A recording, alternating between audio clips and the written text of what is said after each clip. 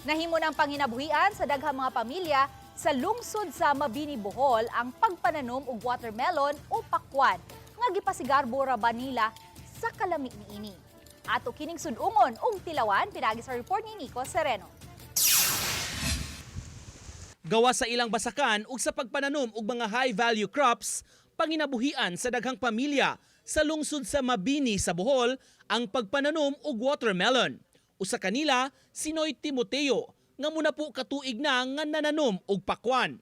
Niadtong pagbisita namo, medyo gamay pa ang bunga ug pipila ka semana pang paabuton una kini harvest. Gisiguro sab nila nga mabutangan og fertilizer aron mas mulabong pa kini. Kontra sa pakwan kung grabe na inaning patag, mo man ni gitawag og rice field.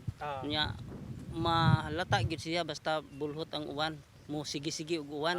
Oo, malata siya apan kung mo panagsalag uwan nya init, makasurvive ding maong prutas. Venus Ariana ang klase sa pakwan nga gitanom niya nga diha ra sab daplin sa kalsada nila ibaligya kun mag-ani na. Tamis gyud siya nga kanang variety.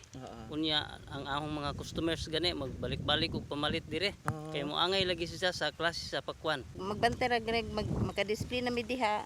Among mga suki mahurot jud. Di na mo ko ana.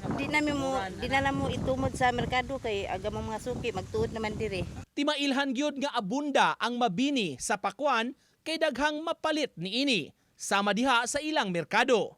Syempre wa na mo palabya ang higayon nga matilawan kini ug tuod man di gyud kamahayan kay lamian gayod. Gipasigarbo gyud nga produkto dinhi sa Mabini, Bohol ang ilang lamian nga pakwan pinangita gyud sa kadaghanan. Sa gawas sa munisipyo, daghan sab ang gidisplay nila, tag 45 pesos kada kilo.